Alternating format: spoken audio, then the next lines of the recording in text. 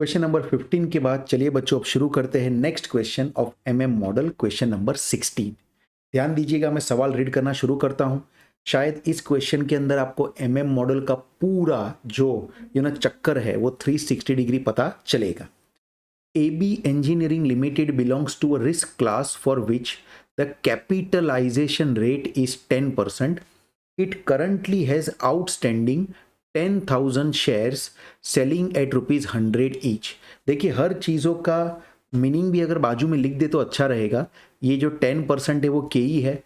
आपके existing number of share N अगर कहूँ तो वो 10,000 है, और आज की जो प्राइस है जिस पे वो ट्रेड हो रहे हैं वो P0 है। एग्जाम में भी ऐसा लिखते जाना चाहिए पेन या पेंसिल से पेपर के अंदर, जिससे आपको आइडिया आए और आप बहुत ही स्पीड में क्वेश्चंस को आगे बढ़ा पाओ। The firm is contemplating the declaration of dividend of ₹5 पर share at the end of the current financial year. तो ये D1 हो गया आपके लिए। It expects to have a net income of ₹1 lakh. This is your earnings, and has a proposal for making new investment of ₹2 lakh. Naturally, it is I for you. Calculate the value of the firm when dividends are not paid and are paid. अब आएगा मजा, अब आएगा मजा, क्योंकि मेरे बच्चों देखिए इस सवाल के अंदर हमें क्या गिनना है? हमें गिनना है वैल्यू ऑफ द फर्म। हमें गिनना है value of the firm. Value of the firm मैं दो अलग अलग अल्टरनेटिव्स में गिनूंगा। पहला अल्टरनेटिव होगा when the dividend is declared, and दूसरा होगा when the dividend is not declared. या चलो पहले इनकी तरीके से रखते हैं, डिविडेंड आर नॉट पेड। तो मैं पहला यहाँ पे जो पूरा पॉइंट करने वाला हूं वो कुछ इस तरीके से होगा। First scenario, dividend is not paid. इस सिनेरियो के अंदर मैं जाऊंगा और मैं सभी मतलब वैल्यू ऑफ द फर्म पूरी गिनने की कोशिश करूंगा। अब वैल्यू ऑफ द फर्म बच्चों गिना जाएगा 3 स्टेप में, राइट? कौन कौन से 3 स्टेप में गिना जाएगा? सबसे पहले हमें निकालनी पड़ेगी शेयर की प्राइस, फिर हमें निकालने पड़ेंगे new number of share, and third stage में मैं गिनूंगा वैल्यू ऑफ द फर्म। तो चलिए पहले शेयर की प्राइस निकालते हैं। शेयर की प्राइस निकालने का फॉर्मूला है P0 is equal to P1 plus D1 divided by 1 plus KE। देखो आज का प्राइस क्या था? आज का 100 रुपी प्राइस था, राइट? और P1 वो तो हमें फाइंड आउट करना है। प्लस D1 की बात करें, डिविडेंड 1 मतलब डिविडेंड कितना देने वाले हैं, तो 5 रुपीज का डिविडेंड। अच्छा, डिविडेंड तो नॉट पेड है ना, तो डिविडेंड में यहाँ पे हमको 0 रखना पड़ेगा। एंड 1 प्लस KE का जो वैल्यूएशन था, मतलब जो फिगर था वो 10% था, तो नीचे 1.10 आ जाएगा। You can simply understand that the price of the share here will be 110।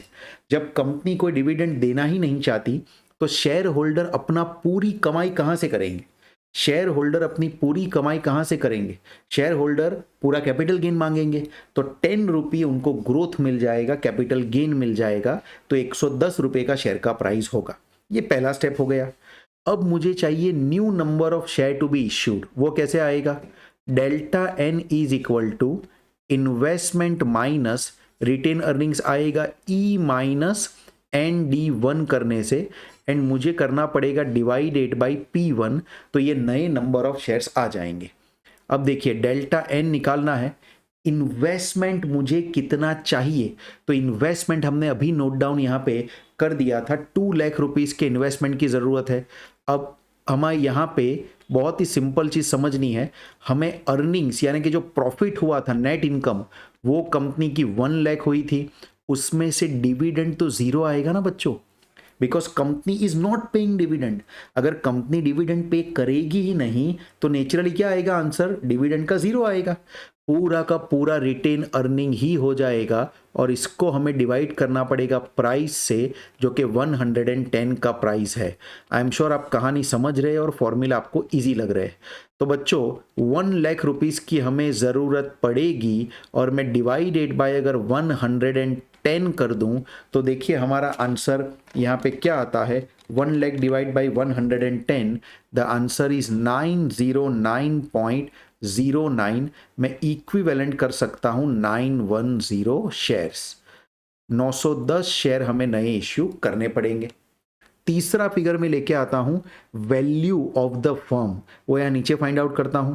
Value of the firm कैसे आएगा बच्चों, मुझे total number of equity share लेने पड़ेंगे। याद करेंगे आप फॉर्मूला, पूरा इक्विटी का वैल्यूएशन आएगा तो total number of equity shares लेने पड़ेंगे, इनटू करना पड़ेगा market price of the share, यानी कि P1 से इसे मल्टीप्लाई करना पड़ेगा।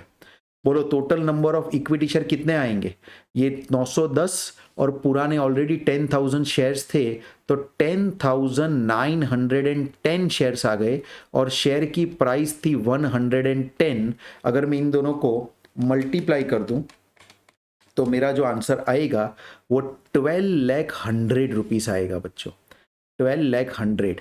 एक्चुअली स्पीकिंग ये 12,100,000 इसलिए आया है क्योंकि हमने यहाँ पे नंबर ऑफ शेयर को राउंड फिगर किया, ये करना ही पड़ेगा। तो वैल्यूएशन ऑफ द फर्म में थोड़ा बहुत डिफरेंस आएगा क्योंकि हम नंबर ऑफ शेयर को जब राउंड फिगर करेंगे तो उसकी वजह से, पॉइंट्स की वजह से फर्क आएगा। तो देखिए सिंपल से 3 स्टेप में आपका काम हुआ। जैसे कि फर्स्ट स्टेप जो आपने किया वो आपने किया प्राइस निकालना, सेकेंड स्टेप जो आपने किया वो नंबर ऑफ शेयर निकालना, एंड थर्ड स्टेप जो आपने किया वो किया वैल्यू ऑफ द फर्म निकालना। बट ये सब कुछ आपने किया ये एजम्पशन रखते हुए कि कोई भी डिविडेंड पे नहीं किया जा रहा है। मैं आपसे पूछना अब ये चाहता हूं कि अगर डिविडेंड पे करे तो क्या होगा, तो इसके लिए वापस हमें इसमें काउंटिंग करनी पड़ेगी कि डिविडेंड अगर पे किया हो तो क्या होगा। इसके लिए मैं एक नया पेज ऐड करता हूं और नए पेज को ऐड करने के बाद हम इसमें कंटिन्यू करते हैं। तो देखिए ये एक नया पेज मैंने इसके अंदर ऐड कर दिया और अब मैं इसमें सेकेंड वाला फिनोमिना लगाऊंगा, सेकेंड वाला एजम्पशन लगाऊंगा जिसके अंदर लिखा हुआ है डिविडेंड इज पेड। अगर डिविडेंड आपने पे किया है तो क्या होगा। अगेन 3 स्टेप होंगे जिसमें पहला जो स्टेप हम करेंगे वो मैं निकालने वाला हूं प्राइस ऑफ द शेयर। उसके लिए फॉर्मूला होगा P0 is equal to P1 plus D1 divided by 1 plus KE। बराबर बच्चों, चलिए इसमें से फिगर्स भरते हैं। P0 आज की तारीख में शेयर का प्राइस जो था क्वेश्चन में दिया है 100 रुपीज़ था, राइट। P1 हमें फाइंड आउट करना है। डिविडेंड आपको मालूम है कि 5 रुपये पर शेयर आप देने वाले थे, तो डिविडेंड 5 रुपये डिवाइडेड बाई 1 प्लस KE का फिगर भी आपको मालूम था कि 10% KE का फिगर है तो 1.10 आएगा। सिंपली स्पीकिंग P1 का जो आपका आंसर आएगा इस बार आएगा 105। तो देखिए पहला स्टेप आराम से हो गया। चलिए फटाफट दूसरा स्टेप करेंगे जिसमें हमें नए नंबर ऑफ शेयर्स निकालने हैं। तो delta n is equal to हो जाएगा, delta n is equal to investment minus earnings minus dividend, earnings minus dividend divided by मैं करूंगा P1। तो ध्यान से देखते हैं, delta n is equal to, बोलो बच्चों इन्वेस्टमेंट कितना है, 2 लाख रुपीस का इन्वेस्टमेंट हमें नया चाहिए, राइट। ये देखिए यहाँ पे क्वेश्चन में से मैं लेके आ रहा हूँ और उसमें से मैं माइनस करूंगा कंपनी का जो अर्निंग्स था वो था 1 लाख रुपीस नेट इनकम। तो कंपनी की जो इनकम है 1 लाख, उसमें से मैं माइनस करूंगा जो कंपनी डिविडेंड देने वाली है। अब देखो कंपनी डिविडेंड 5 रुपये पर शेयर देगी और 10,000 शेयर्स है तो डिविडेंड का टोटल अमाउंट तो 50,000 हो जाएगा ना बच्चों। आई एम श्योर ये तो आप खुद ही काउंट कर सकते हो, इट्स वेरी इजी। इसको होल डिवाइडेड बाय मैं कर दूंगा price of the share which is 105। और अब जो मुझे डेल्टा n यहाँ पे मिलता है वो मैं लेके आता हूँ बच्चों। 1,50,000 रुपीज़ का हमें इन्वेस्टमेंट नए शेयर से लाना पड़ेगा, डिवाइडेड बाय मैं अगर 105 करता हूँ, 1,50,000 divide by 105, so number of share जो आ रहे हैं वो है 1428.57, it is equivalent to 1429 shares हमें नए इश्यू करने पड़ेंगे। तो देखिए नए नंबर ऑफ शेयर्स भी आ गए। अब मैं अगर थर्ड स्टेप यहाँ पे करूँ तो थर्ड स्टेप में मुझे निकालना है वैल्यू ऑफ द फर्म। तो value of the firm V कैसे आएगा, अगेन वापिस हमको टोटल नंबर ऑफ शेयर्स लेने पड़ेंगे और उससे मल्टीप्लाई करना पड़ेगा market price of the share यानी कि P1 को। बोलो टोटल नंबर ऑफ शेयर कितने आएंगे बच्चों, total number of share, existing share तो 10,000 थे प्लस उसमें 1429 ऐड करो तो 11,429 शेयर्स आएंगे और इनटू में करूंगा मार्केट प्राइस है 105 का प्राइस। जैसे ही इनटू 105 करूंगा सी टू इट 12,45 रुपीज का आपका वैल्यूएशन आता है। देखिए बच्चों इसमें भी जो 45 रुपीज पीछे आया है ना, that is actually because of this rounding off the number of shares. बाकी तो 12 लाख ही आंसर आता। आप चेक करो दोनों ही केस में आपने डिविडेंड डिक्लेयर नहीं किया तो भी 12 लाख आया, ये 100 रुपी तो राउंडिंग ऑफ की वजह से डिफरेंस था, और जब आपने डिविडेंड पे किया तब भी वैल्यूएशन 12 लाख ही आया है बच्चों। तो ये हमने वैल्यूएशन फाइंड आउट कर लिया दोनों ही केस में। इसमें मैं एक बात आपको और कहना चाहता हूं, हमारा ये वैल्यूएशन एकदम सही है, हमारा आंसर भी एकदम सही है, बट आप देखेंगे ना तो कई बार ICAI की स्टडी मटेरियल CA इंटर में इस वैल्यूएशन की जगह पे एक दूसरे वैल्यूएशन का आंसर देती है। मैं आपको समझाने की ट्राई करता हूं। देखिए ये वैल्यूएशन को मैं V1 कह सकता हूं, आगे पीछे दोनों ही वैल्यूएशन को मैं नाम क्या दे देता हूं, V1। क्यों? ये 1 साल के बाद यानी कि डिविडेंड दिया या डिविडेंड ना दिया उस इवेंट के होने के बाद का वैल्यूएशन है। कई बार देखो मैं यूं कहना चाहता हूं एक्चुअली वैल्यूएशन एक V0 का फिगर होगा, एक V1 का फिगर होगा। आपने डिविडेंड डिक्लेयर किया या नहीं किया उसके बाद V1 आएगा, आपने नया इन्वेस्टमेंट किया उसके बाद V1 आएगा, बट उसके पहले का भी तो एक वैल्यूएशन ऑफ द फर्म होगा। तो हमने जो अभी गिना बच्चों वो हमने V1 गिना, डिविडेंड देने या नहीं देने के बाद, इन्वेस्टमेंट करने के बाद का वैल्यूएशन गिना, और वो दोनों ही सूरतों में सेम आया। बुक्स कई बार है ना V0 को भी गिनती है, बुक्स कई बार V0 को भी गिनती है, और V0 को गिन के वो आपको एक्सप्लेन करती है कि देखिए दोनों का valuation of the firm same आया। अब वो गिनने के लिए वो क्या करती है वो मैं आपको एक्सप्लेन करता हूं, वो गिनने के लिए वो क्या करती है वो मैं आपको एक्सप्लेन करता हूं। ये एक सिंपल तरीके से अगर मैं आपको गिनना सिखा दूं तो V1 से अगर आप रिवर्स ऑर्डर में जाएंगे तो ऑटोमेटिक V0 पे आ जाएंगे। ये एक्चुअली रिवर्स मतलब दो तरीके से गिना जा सकता है अगर आपको इसे गिनना हो तो। अभी तो हम इसको बहुत ही सिंपल तरीके से गिनने वाले बच्चों। देखिए मैं यहां पे लिखता हूं, प्लीज ध्यान दीजिएगा, ये 12 lakh is a final answer, यही सही है। बट कई बार IPCC की बुक में जो किया होता है वो मैं आपको बताता हूं, वो लोग V0 लेके आते हैं, V1 से ही सही आंसर, लेकिन V0 लेके आते तो हम भी वो लेके आएंगे। सिंपली V0 लाने के लिए आपको क्या करना है, V1 में से रिवर्स जाना है, V1 में से नया इन्वेस्टमेंट माइनस करना है, जो आपने अर्निंग्स की थी पूरे साल में, अर्निंग्स का फिगर भी होता है ना, उसे भी माइनस करना है, लेकिन जो डिविडेंड आपने पे कर दिया था वो डिविडेंड को आपको प्लस करना है। जैसे आप ये करोगे it's like reverse capital account, और आपका आंसर आ जाएगा। चलिए इस केस में V0 आंसर क्या आएगा, तो V1 का जो फिगर है वो मैं 12 लाख ले लेता हूं, 12 लाख 100 ले सकता हूं, जैसा है वैसा रहने दो। उसमें देखिए इन्वेस्टमेंट हमने नया कितना किया था, नया इन्वेस्टमेंट, एक्चुअली नया इन्वेस्टमेंट जो है ना उसकी जगह पे न्यू इक्विटी लिखना बेटर रहेगा, बिकॉज पूरा इन्वेस्टमेंट नहीं, आपको न्यू इक्विटी जो आया था उसे माइनस करना है। बोलिए न्यू इक्विटी कैपिटल हम कितना लेके आए थे, तो न्यू इक्विटी कैपिटल हम लेके आए थे, अगर आप देखेंगे तो 900 ये लेके आए थे ना 1 लाख रुपीज का फिगर जो कम पड़ रहा था, तो न्यू इक्विटी 1 लाख में यहां से माइनस करूंगा, है ना बच्चों, माइनस अर्निंग्स का फिगर था 1 लाख रुपीज, तो 1 लाख और यहां से मैं माइनस करूंगा और इसमें प्लस कर दूंगा जो डिविडेंड का फिगर, लेकिन यहां पे डिविडेंड नॉट पेड था यानी डिविडेंड का फिगर यहां पे 0 आएगा। अब अगर मैं इसको सॉल्व करूं तो देखिए 12 लाख 100 में से 2 लाख माइनस हो रहा है, तो आपका वैल्यूएशन 10 लाख 100 आ रहा है। एक्चुअली ये 100 तो राउंडिंग ऑफ की वजह से है, तो मैं इक्विवेलेंट टू इसका वैल्यूएशन 10 लाख भी कह सकता हूं, राइट। ये उसका एग्जैक्ट वैल्यूएशन आएगा। मेरे बच्चों मैं आपको एक बात बताऊं, अगर बुक वाले ऐसा करते हैं ना तो ये मुझे बिल्कुल पसंद नहीं है। As per my opinion this is actually wrong, ये सब गिनने की जरूरत ही नहीं है। ये 10 लाख रुपीज का वैल्यूएशन तो आपको पहले से मालूम था, just see to it 10,000 number of shares थे कंपनी के पास और कंपनी के शेयर 100 रुपीज में बिक रहे थे, तो ओनली आप स्टार्टिंग में ही पैराग्राफ में 10,000 शेयर इंटू 100 रुपी कर दो, सीधा आपको 10 लाख का फिगर मिल जाता है। उसके लिए ऐसा पूरा घुमा के कान पकड़ने की जरूरत क्या है बच्चों? बट नहीं, बुक में ये नहीं समझते, वो इसी तरीके से पूरा लंबा गिन के बाद में कहते हैं कि 10 लाख का वैल्यूएशन आ गया, जो कि पहले ही दिखता था। मेरे हिसाब से ये ऑप्शनल है, ये आपको नहीं करना हो तो भी एग्जाम में आपको आंसर सही मिलना चाहिए, ये ऑप्शनल है, राइट।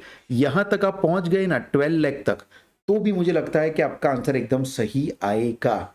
सीए फाइनल में भी कभी ये चैप्टर आया करता था, when I was learning in IPCC. ये चैप्टर हमारे इंटरमीडिएट में था ही नहीं, ये हमारे सीए फाइनल में आता था बच्चों।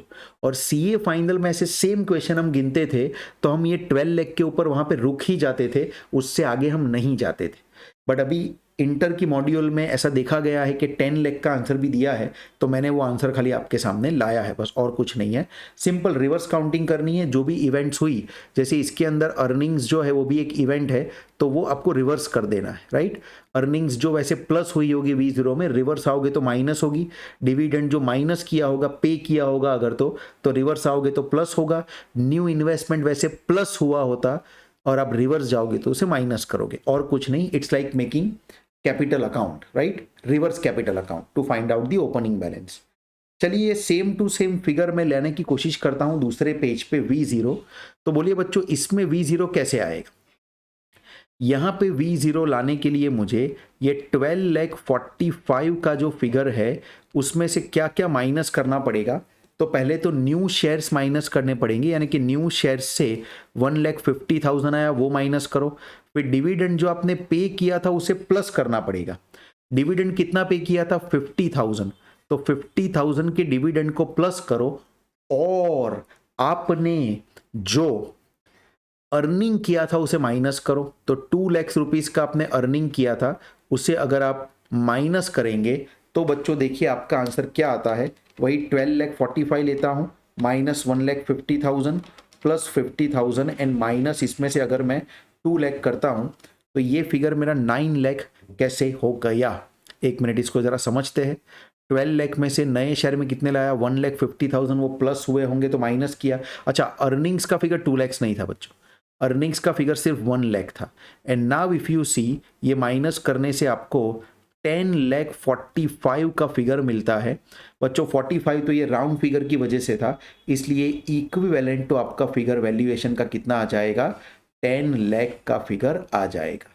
मेरी एक बात ध्यान से समझिए, वापिस कहता हूं, V1 गिनने पे ही क्वेश्चन कंप्लीट हो जाता है, लेकिन कभी कभी बुक में ये V0 भी गिना होता है, तो ये काउंटिंग आपके लिए ऑप्शनल है। अगर आप ये करना चाहो तो कर सकते हो, वरना ये V1 गिन के भी आपका काम हो जाएगा।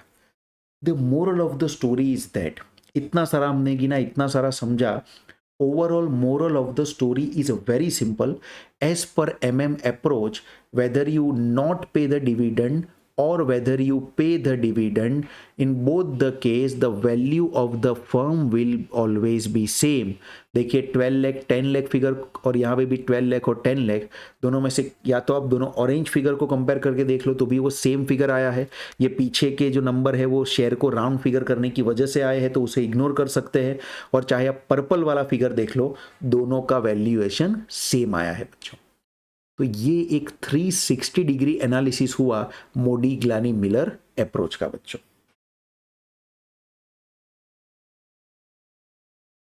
चलिए 16 के बाद और एक क्वेश्चन हम MM हाइपोथेसिस का सेम गिनते हैं एट अ राइट टाइम के, जिससे आपको एग्जैक्ट आइडिया आ जाए। हमारा नेक्स्ट क्वेश्चन है क्वेश्चन नंबर 17। ये भी MM अप्रोच का पूरा 360 डिग्री वाला एनालिसिस करने वाला क्वेश्चन है बच्चों, तो इसको ध्यान से देखिए please. M Limited belongs to a risk class for which the capitalization rate is 10%. Again, this is KE given to you. It has 25,000 outstanding shares and the current market price is 100. ये हमारे लिए N हो गया है बच्चों, outstanding existing share and the current market price is 100, तो इसको हम कहेंगे P0. It expect a net profit of rupees 2,50,000 for the year and the board is considering a dividend of rupees 5 per share. तो ये हमारे earnings का figure हो गया बच्चों, एंड डिविडेंड जो आने वाला है वो D1 हो गया 5 rupees. M Limited requires to raise rupees 5 lakh for an approved investment expenditure. तो ये 5 लाख जो हो गया वो हमारे आई का फिगर हो गया, इन्वेस्टमेंट का figure. Show how the MM approach affects the value of M limited if dividend is paid और डिविडेंड इज नॉट पेड। चलिए इस क्वेश्चन को बहुत ही शांति से लेकिन थोड़ा सा स्पीड में हम गिनने वाले हैं। सबसे पहला जो मैं केस यहाँ पे लूंगा वो केस लूंगा डिविडेंड इज नॉट पेड वाला, राइट। 3 स्टेप में हमको कंप्यूटेशन करनी है, आप जानते हो। सबसे पहला स्टेप होगा शेयर का प्राइस निकालना। सो फर्स्ट स्टेप जो हमारा होगा, जैसे हम इसको कलर वाइज लिखते वैसे ही लिखता जाऊं विद ब्लू कलर हियर। सो पहला जो स्टेप हमारा होगा वो शेयर का प्राइस निकालना है। वो होगा P0 is equal to P1 plus D1 divided by 1 plus KE, right. P0 is equal to P1 plus D1 divide by 1 plus KE। अब देखिए ये P0 कितना है, तो करंट मार्केट प्राइस आपको 100 रुपीज़ दे दिया है। P1 आपको फाइंड आउट करना है। डिविडेंड पर शेयर जो था वो 5 रुपीज़ था, but yes dividend is not paid, that's why dividend 0 होना चाहिए। And 1 plus KE 10% should be 1.10। So in this case your P1 is going to be 110। First step एकदम आराम से हो गया। Let's jump on the second step. Second step क्या होता है बच्चों, न्यू नंबर ऑफ शेयर हमें ढूंढ के लेके आने हैं। So delta N is equal to investment minus ये हो जाएगा retained earnings, right, and divided by मैं कर दूंगा इसमें प्राइस ऑफ द शेयर। तो delta N new number of shares आएंगे। इन्वेस्टमेंट का अमाउंट हमें दिया हुआ था, right, the investment amount is 5 lakh rupees. So 5 lakh rupees ये आएगा इन्वेस्टमेंट का अमाउंट, माइनस इसमें से ई जो दिया है, राइट, ई यानी कि अर्निंग्स जो दिया है, that earnings of the firm is 2,50,000 and as no any dividend is given, dividend का अमाउंट 0 आ जाएगा, डिवाइडेड बाय जो प्राइस ऑफ द शेयर में करूंगा दैट विल बी 110।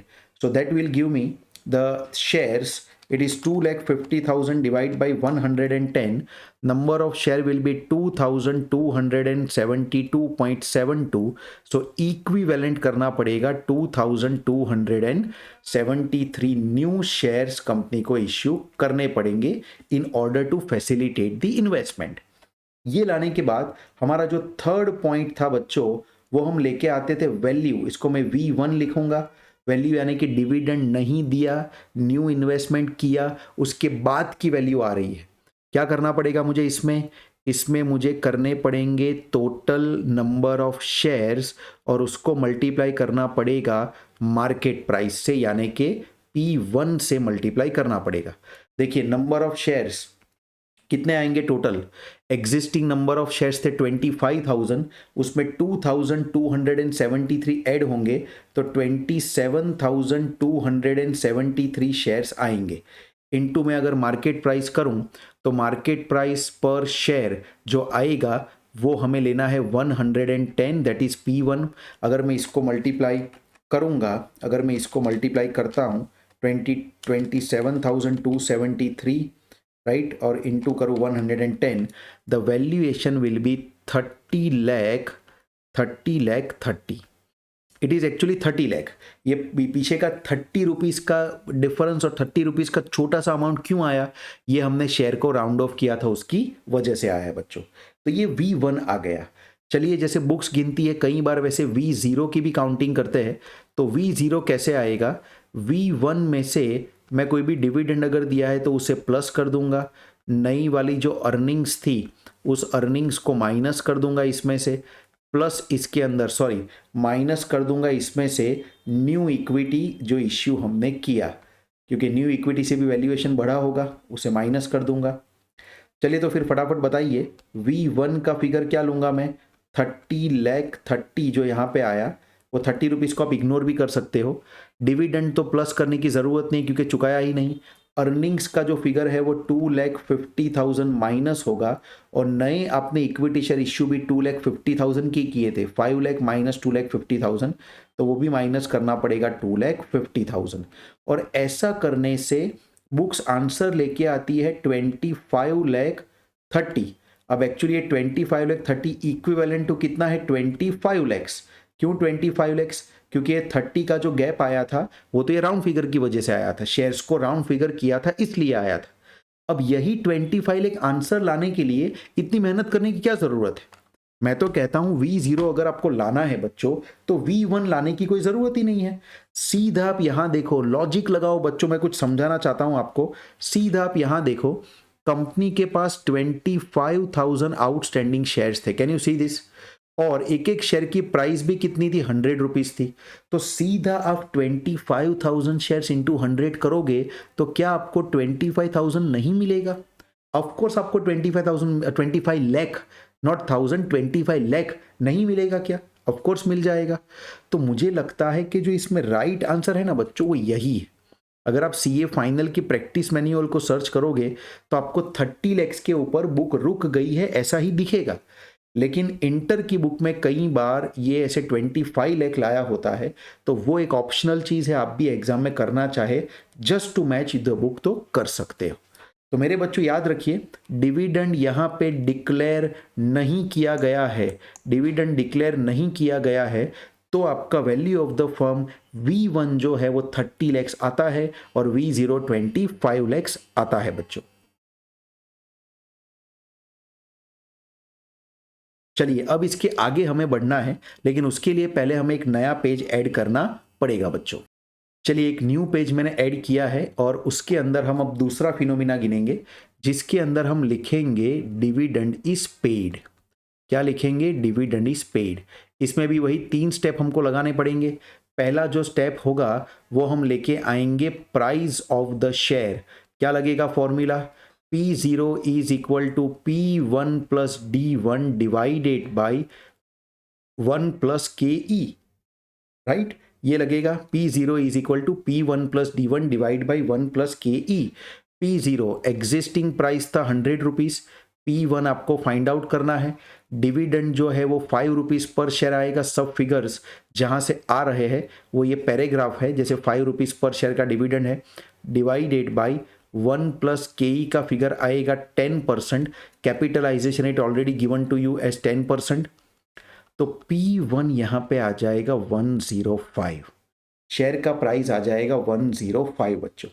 अब मैं इसमें सेकेंड स्टेप करना चाहूंगा। सेकेंड स्टेप हमारा होता है new number of share find out करने का, जो होगा delta N is equal to investment minus retain earnings, जो कि अर्निंग्स में से डिविडेंड माइनस करने से आएगा, एन डिवाइड बाय मैं कर दूंगा प्राइस ऑफ द शेयर। तो बोलो डेल्टा एन कैसे निकलेगा? इन्वेस्टमेंट जो हमें चाहिए वो 5 लाख रुपीस का इन्वेस्टमेंट चाहिए, तो वो आएगा 5 लैक्स, माइनस अर्निंग्स जो था फर्म का वो था 2,50,000 का अर्निंग, और उसमें से हमें माइनस करना पड़ेगा डिविडेंड। देखो नंबर ऑफ शेयर्स थे 25,000 एंड पर शेयर 5 रुपये का अगर डिविडेंड दूं तो नेचुरली 1,25,000 एन इंटू D1 का मल्टीप्लीकेशन आएगा, डिवाइडेड बाय मुझे करना पड़ेगा इसमें 105, राइट? इसमें थोड़ा प्रॉपरली अगर हम लिखे तो अच्छा रहेगा, डिवाइडेड बाय करना पड़ेगा 105। चलिए इसे सॉल्व करते हैं और देखते हैं नंबर ऑफ शेयर्स कितने आते हैं। तो ये हो जाएगा 5 लाख माइनस 125 जो नेट होगा, डिवाइड बाय 105।